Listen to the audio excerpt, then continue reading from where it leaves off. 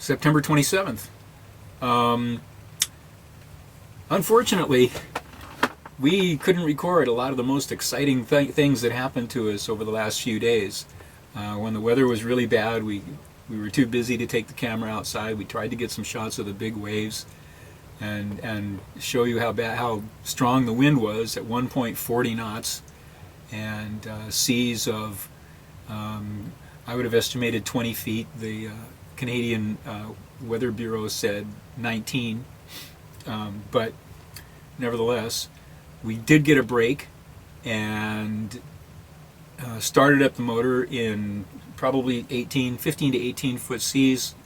Wind died down to about 15 knots from the south, and we turned the boat around, and as fast as we could go, motored the 70 odd miles back to Neah Bay.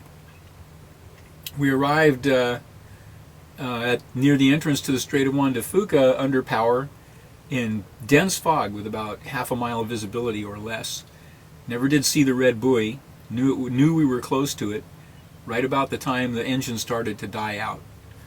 We had run out of fuel. It took us a couple of hours longer than I had planned because we were going up and down as much as we were going forward. So ran out of fuel, and the engine died, and so I could hear breakers off to starboard. I snatched a 5-gallon jerry can out of the cockpit locker and dumped it into the fuel tank, but we had sucked some air into the lines, so we had air in the fuel lines. The engine kept dying.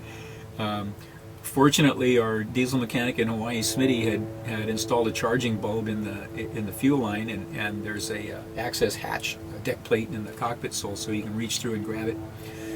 So we opened that up. Laura got down on her knees, reached through the hatch, grabbed the charging bulb, and pumped, and kept the fuel system pressurized and the engine running. While in the fog, we maneuvered far too close to the rocks at Cape Flattery, and between Tatoosh Island and Cape Flattery, and then on past Wasa Island. The waves were, by Hawaiian standards, I would judge them to be about 12 feet from the back, and big surf, and it was right there. I could hear it, but I couldn't see it until we got to we were maybe 100 yards from the surf, and I could just make out the breakers, and then we were on big swells, and we were way too close. And I turned the boat and went out.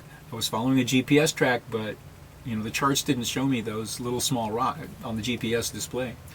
So we headed back out, back north. We were in the strait, and then turned east again, and until we finally saw the entrance buoy behind Wasa Island into Neah Bay.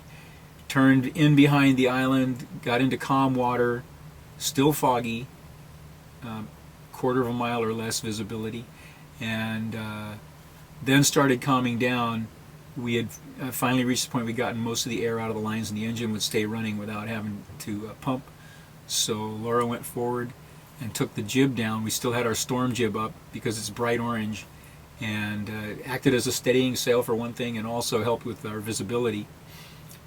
All during the previous night and morning, we were in constant contact with Tofino traffic, and several vessels along the way we spoke with. We spoke with Wizard, a fishing vessel headed for Alaska, a crab boat, and VPL Vietnam, a bulk carrier, and a couple of others that were very close to us. But yeah, I saw Wizard. They were pretty close. I saw them through a break in the fog, and we exchanged greetings. But I never saw VPL Vietnam. Never saw them at all, and they were even closer. So, but we made it in okay.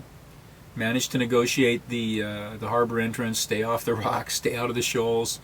And when we arrived, we saw 4 other sailboats in the anchorage, and behind us 2 more came in yesterday afternoon, and we tied up in the same slip that we had tied up in when we first arrived at Neah Bay 3 years ago, 2 slips over from the trawler Norn next to Garda Marie, right in the same place.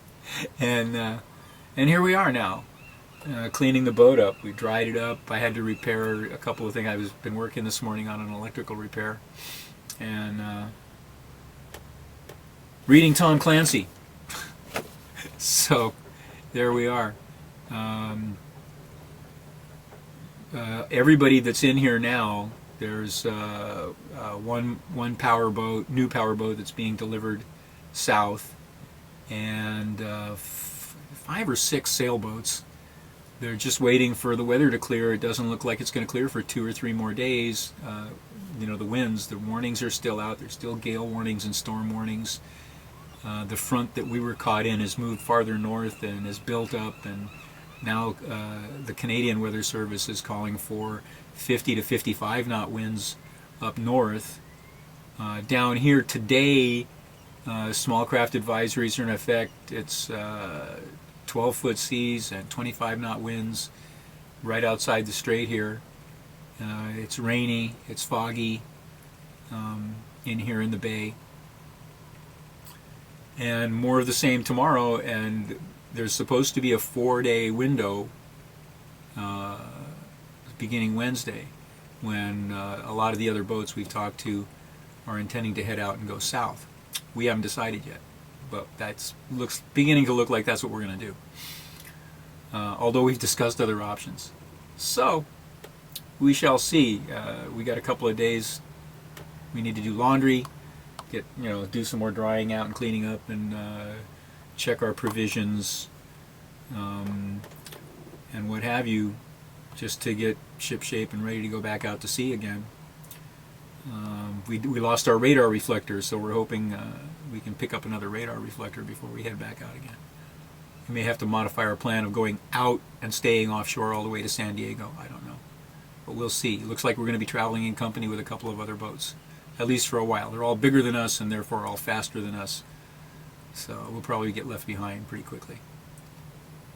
But as you can see, we're a lot more chipper than we were the last time, and feeling a little better, having fed ourselves and watered ourselves and showered ourselves. And got some sleep. Yes. We got a full night's sleep last night in the same bed, both of us, which is nice, instead of me sloshing around on the floor with the water and Laura in the bunk holding on to the cat. And Bree's a little more contented now than she has been, too. She's curled up here and snoozing away. Yeah. So, we do have some pretty exciting stuff, though, so. And that's the way it is on the 27th day of September, 2010. When did we leave? Oh, we left the 15th, didn't we? We started out on the 15th. So it's 12 days into our trip. I thought that's what it would take to get to San Diego, 12 days. And we're still at 48 north. How about that? And that's what happens when Mother Nature rules your life. She spanked us good the last few days too, boy. I wanna go back to my little grass shack in Kealakekua, Hawaii. I wanna be with all the Connies and Vahinas that I used to know so long ago.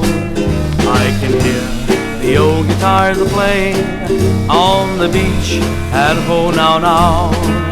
I can hear the old Hawaiian saying, "Ego mawai no kaua I ka hale ka hau."